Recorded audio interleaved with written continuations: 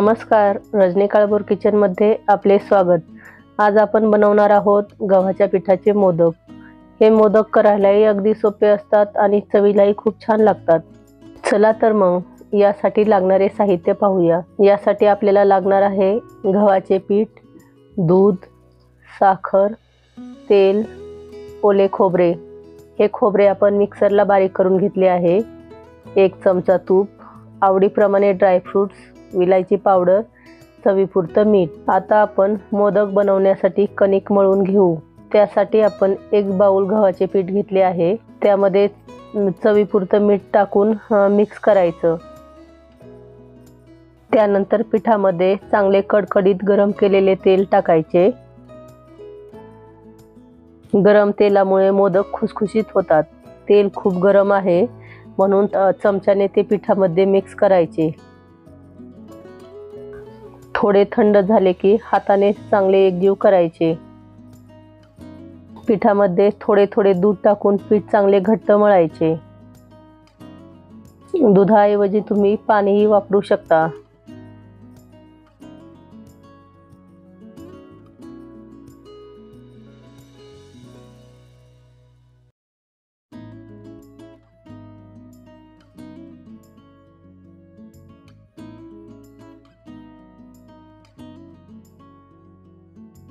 तुम्ही पाहू शकता एवढे घट्ट पीठ मळायचे। हे पीठ 5 ते 7 मिनिट झाकून ठेवायचे। तोपर्यंत आपण सारण बनवूया। कढईमध्ये थोडे तूप टाकायचं, त्यावर ड्रायफ्रूट टाकायचे। ड्रायफ्रूट हलकेच परतले की त्यावर खोबरे टाकायचे, थोडे परतायचे। त्यातील पाण्याचा अंश कमी झाला की मग साखर टाकायची।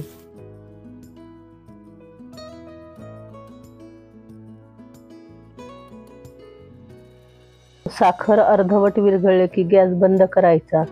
वेलची पूड टाकायची। थंड होईपर्यंत हलवत राहायचे, म्हणजे राहिलेली साखरही विरघळेल। पीठही भिजलं आहे, ते परत एकदा थोडं मळून घ्यायचं। पिठाचे छोटे छोटे गोळे बनवून घ्यायचे।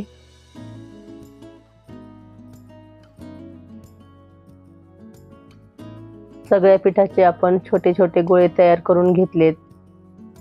पिठाचा गोळा घेऊन अशी छोटी पुरी लाटायची। अशा छोट्या 7 ते 8 पुऱ्या आपण लाटून घेऊया। नंतर मोदक भरायचे। हातावर अशी पुरी घ्यायची, त्यावर सारण ठेवायचे।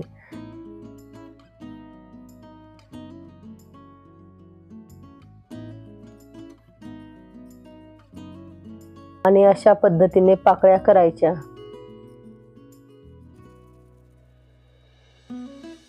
सारण आत दाबून असे मोदकाचे तोंड बंद करायचे।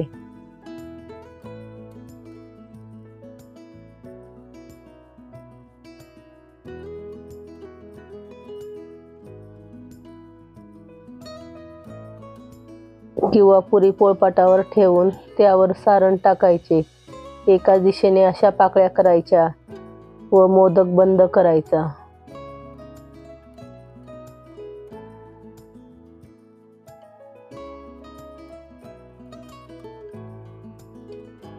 हाताने असा थोडा उभा आकार द्यायचा। असेच राहिलेले मोदक बनवायचे।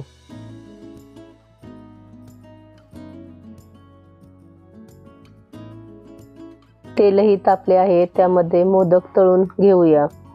तेलामध्ये मोदक असे अलगद सोडायचे। झाऱ्याच्या साहाय्याने मोदकावर तेल उडवायचे। मोदक उलटून घेऊया।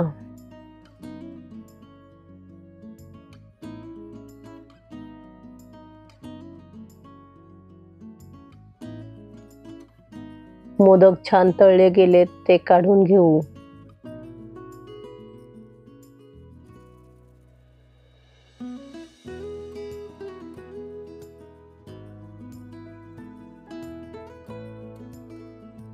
राहिलेले मोदकही असेच तळून घ्यायचे।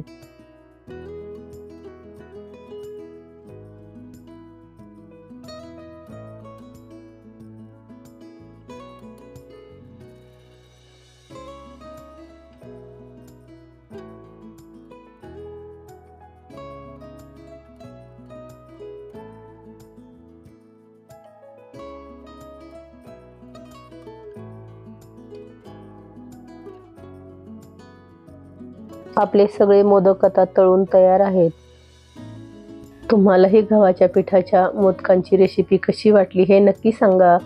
रेसिपी आवडली तर व्हिडिओला लाईक करा, कमेंट्स करा, व्हिडिओ शेअर करा आणि तुम्ही अजूनही या चॅनलला सबस्क्राईब केले नसेल तर सबस्क्राईब नक्की करा. धन्यवाद.